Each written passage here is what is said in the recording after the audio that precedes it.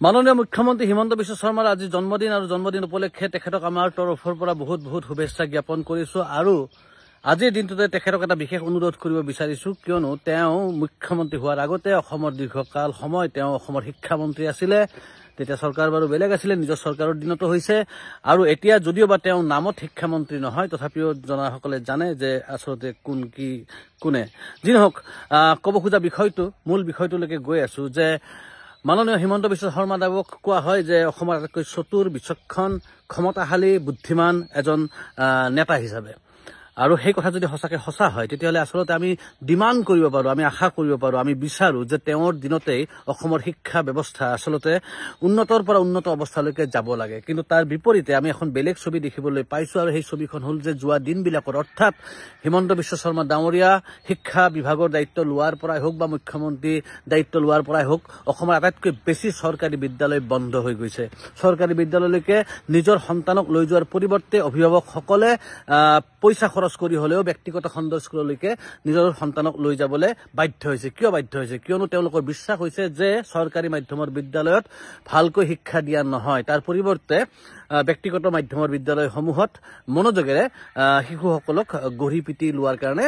চেষ্টা কৰে আচ্ছা এই কথা কিমান সঁচা কিমান মিছা এই বিতৰ্কলৈকে নোযোৱাকে আমি এই মুহূৰ্তত ক'ব বিচাৰিছো যে অভিভাৱকসকলৰ মনত এই ধাৰণাটো কিয় আহিল কিয়নো পৃথিৱীৰ প্ৰতিজন অভিভাৱকে বিচাৰে যে নিজৰ সন্তানটো ভাল হওক ডাঙৰ হৈ নিজৰ ভৰিত নিজে থিয় হৈ খাব পৰা অৱস্থা এটা পাওক তাৰ কাৰণে লাগে এটা ভাল শিক্ষা আৰু তেওঁলোকে এই শিক্ষাটো ব্যক্তিগত খণ্ডৰ মাধ্যমৰ বিদ্যালয়তে পাব বুলি তেওঁলোকৰ বিশ্বাস নহল চৰকাৰী মাধ্যমৰ ওপৰত আনপিনে আমি দেখিবলৈ পাইছো যোৱা দিনবিলাকত চৰকাৰী মাধ্যমৰ বিদ্যালয়বিলাকৰ শিক্ষকসকলে শিক্ষাৰ পৰিৱৰ্তে আচলতে বছৰৰ 12 মাহত 13টা তেওঁলোকে বেলেগ বেলেগ কামত ব্যস্ত থাকিব লগা হয় কেতিয়াবা যদি এনআৰচিৰ দায়িত্বত কেতিয়াবা ইলেকশ্যনৰ দায়িত্বত কেতিয়াবা বা কলহত মাটি ভৰাই কিবা সমদল কৰা আৰু তাৰ কাৰণে অভিভাৱকসকলৰ দিনে দিনে বিশ্বাস নোহোৱা হৈ গ'ল কিন্তু আচলতে এই বিশ্বাস নোহোৱা অৱস্থাটো হ'ব লাগিছিল নে অসমৰ আটাইতকৈ দক্ষ চতুৰ কাৰ্যক্ষম শক্তিশালী ক্ষমতাশালী ব্যক্তিজন যিটো বিভাগৰ দায়িত্বত আছিল তেওঁৰ দিনত আচলতে ফলে ফুলে জাতিষ্কাৰ হ'ব লাগিছিলে এই চৰকাৰী ব্যৱস্থা কিন্তু তাৰ পৰিৱৰ্তে হৈ গ'ল ধ্বংসস্তূপ গতিকে আমি সঁচাকে মাননীয় হিমন্ত বিশ্ব শৰ্মা ডাঙৰীয়াক অসমৰ এজন প্ৰতিভাশালী ক্ষমতাশালী জ্ঞানী নেতা বুলি ক'ব পাৰোঁনে যদি তেওঁ তেনেকুৱা হ'লহেঁতেন তেতিয়াহ'লে তেওঁৰ দিনত আচলতে চৰকাৰী মাধ্যমৰ বিদ্যালয়ৰ সন্মুখত ব্যক্তিগত মাধ্যমৰ প্ৰাইভেট স্কুলবিলাকে তিষ্ঠিবই পাৰিব নালাগিছিল কিন্তু তাৰ পৰিৱৰ্তে স্বয়ং তেওঁৰ পত্নীয়েই আৰম্ভ কৰিলে এখন ব্যক্তিগত খণ্ডৰ স্কুল আচলতে সেই ব্যক্তিগত খণ্ডৰ স্কুলখনত এনেদৰে শিক্ষকক চৰকাৰী দায়িত্বত পঠোৱা হয়নে তাৰ সেই বিদ্যালয়ৰ ছাত্ৰ ছাত্ৰীসকলক মাটিৰ কলহত মাটি ভৰাই সমদল কৰিবলৈ বাধ্য কৰোৱা হয়নে নহয় এই উদাহৰণ ল'বৰ কাৰণে মুখ্যমন্ত্ৰী ডাঙৰীয়া নিজৰ ঘৰৰ স্কুলখনত গ'লেই হৈ যায় কিন্তু তাৰ পৰিৱৰ্তে চৰকাৰী মাধ্যমৰ বিদ্যালয়বিলাকৰ গোটেই শিক্ষা ব্যৱস্থাটোক এটা অদ্ভুত প্ৰক্ৰিয়ালৈকে লৈ যোৱা হ'ল গতিকে আমি আশা কৰিম আজিৰ এই বিশেষ জন্মদিনটোত যে মুখ্যমন্ত্ৰী ডাঙৰীয়াই আচলতে চৰকাৰী মাধ্যমৰ বিদ্যালয়টো শক্তিশালী কৰক তেওঁৰ ক্ষমতা তেওঁৰ বুদ্ধি তেওঁৰ দক্ষতাৰে তেতিয়া আমি মানিম যে হয় হিমন্ত বিশ্ব শৰ্মা ডাঙৰীয়া সঁচাকৈ এজন প্ৰতিভাশালী গুণী জ্ঞানী এজন নেতা এই কথাটো এইকাৰণে কৈছো আৰু বাৰে বাৰে কম হেজাৰবাৰ কম লাখবাৰ কম কোটিবাৰ কম যে প্ৰকৃত গণতন্ত্ৰ তেতিয়াহে প্ৰতিষ্ঠা হ'ব যেতিয়া শিক্ষাৰ অধিকাৰ সকলোৰে বাবে সমান হ'ব শিক্ষাৰ অধিকাৰ সকলোৰে বাবে সমান হ'ব বুলি কৈ থলেই নহ'ব কোনোবাই ক'ব যে চৰকাৰী বিদ্যালয়ত দে কিয় দিব কোনে দিব কথাটো হ'ল এজন ঠেলাৱালা ৰিক্সাৱালাৰ সন্তানে যি ধৰণৰ শিক্ষা পায় সেই একে শিক্ষাই মন্ত্ৰী এমএলএ ঠিকাদাৰ ধনী উদ্যোগপতি তেওঁলোকৰ সন্তানেও একে শিক্ষা পায়নে দুয়োটা শিক্ষাৰ মাজত পাৰ্থক্য আছে দুই ধৰণৰ বিদ্যালয় দুই ধৰণৰ ছিষ্টেম দুই ধৰণৰ প্ৰক্ৰিয়া এটা তাৰ পিছত 20 বছৰ পিছত বা 25 বছৰ পিছত তেওঁলোক যেতিয়া উপযুক্ত বয়সত পাব তেওঁলোকে যেতিয়া একেটা চাকৰিৰ কাৰণে অৱতীৰ্ণ হ'ব একেটা পোষ্টৰ কাৰণে যেতিয়া এপ্লাই কৰিব দুয়োজন মানে এই আমাৰ চৰকাৰী বিদ্যালয় পঢ়ি ডাঙৰ হোৱা ঠেলাৱালা ৰিক্সাৱালা ল'ৰা ছোৱালীখিনি আৰু মন্ত্ৰী এমএলএৰ পুতেক পঢ়া সেই দামী স্কুলৰ পৰা পঢ়ি অহা ল'ৰা ছোৱালীখিনি দুয়োজনৰ মাজত কম্পিটিশ্যনটো সমপূৰ্ণ হ'বনে একেধৰণৰ হ'বনে মানে উদাহৰণ হিচাপত ক'বলৈ গ'লে এখন স্কৰপিঅ' বা ইনোভাৰ লগত যদি এখন মাৰুতি 800ক ৰেচ লগাব দিয়া হয় কোনে আগত যাব পাৰে বুলি সেই কম্পিটিশ্যনটোৰ কিবা অৰ্থ থাকিবনে কাৰোবাৰ হাতত দিয়া হৈছে এই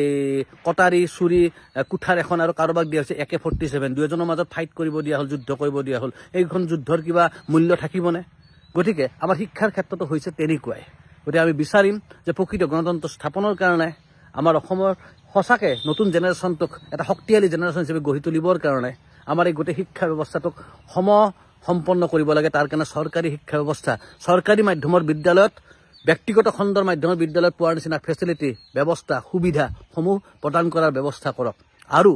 ডাঙৰ ডাঙৰ মানুহবিলাক বিশেষকৈ চৰকাৰী চাকৰিয়াল বিশেষকৈ মন্ত্ৰী MLA তেওঁলোকৰ সন্তানবিলাককো তেনে চৰকাৰী বিদ্যালয় মাধ্যমত এডমিশ্যন দিবলৈ বাধ্য কৰাওক দেখিব তাৰপিছত চৰকাৰী মাধ্যমৰ বিদ্যালয়বিলাকো ব্যক্তিগত খণ্ডৰ মাধ্যমৰ বিদ্যালয়ৰ নিচিনাই কাৰ্যক্ষম হৈ উঠিছে তাৰ অন্যথা একো কাম নাই আৰু কোনোবা আমাৰ মেয়ৰ মৃগেন শৰণীয়া ডাঙৰীয়া তেওঁলোকে ঘোষণা কৰিছিল মাননীয় মুখ্যমন্ত্ৰীৰ জন্মদিন 3 দিন ধৰি পালন কৰিব কিবা স্বচ্ছতা পৰিষ্কাৰ অভিযান চলাব আচলতে এনেকৈ স্বচ্ছ ভাৰত অভিযান কেতিয়া সফল নহয় ইতিমধ্যে এটা ব্যৰ্থ আটাইতকৈ বেছি পইচা খৰচ হোৱা এটা প্ৰজেক্ট হিচাপে পৰিগণিত হৈছে স্বচ্ছ ভাৰত অভিযান কিয় ব্যৰ্থ হৈছে এই বিষয়ে আমি কথা পাতিম তাৰ কাৰণে আমি বহু দূৰলৈকে যোৱাৰ প্ৰয়োজন নাই গোৱালপাৰাতে এখন গাঁও আছে অসমৰ আটাইতকৈ পৰিষ্কাৰ পৰিচ্ছন্ন গাঁও সেই গাঁওখন কিয় পৰিষ্কাৰ পৰিচ্ছন্ন তাক জানিলে আমি এই গোটেই ব্যৱস্থাটোৰ সমাধান পাম কিয়নো স্বচ্ছ ভাৰত অভিযান সফল কৰিবৰ কাৰণে ফেচবুকত দেশপ্ৰেমিক হলে নহব সঁচা অৰ্থত দেশপ্ৰেমিক হ'ব লাগিব সঁচা অৰ্থত আমাৰ এই মাটিখিনিক ভাল পাব লাগিব আৰু তেতিয়াহে আচলতে স্বচ্ছ ভাৰত অভিযান সফল হ'ব সেইটো এটা অন্য বিষয় বেলেগ দিনা পাতিম কিন্তু মৃগেন শৰণীয়া ডাঙৰীয়াক মাননীয় মুখ্যমন্ত্ৰীৰ জন্মদিন উপলক্ষে তেওঁ কৰা ঘোষণাৰ অৰ্থে এই কথাটো আজি এই মুহূৰ্ততে কৈ থলো পিছত আকৌ বহলকৈ এই বিষয়ে কথা পাতিম কিন্তু আজি মাননীয় মুখ্যমন্ত্ৰীৰ জন্মদিনত তেওঁক হৰাই দিওঁ তেওঁ যাতে ভৱিষ্যতৰ প্ৰজন্মই স্মৰণ কৰে যে এই মানুহজনৰ সময়তে এই মানুহজনৰ নেতৃত্বতে অসমৰ শিক্ষা ব্যৱস্থাত আমূল পৰিৱৰ্তন হৈছিলে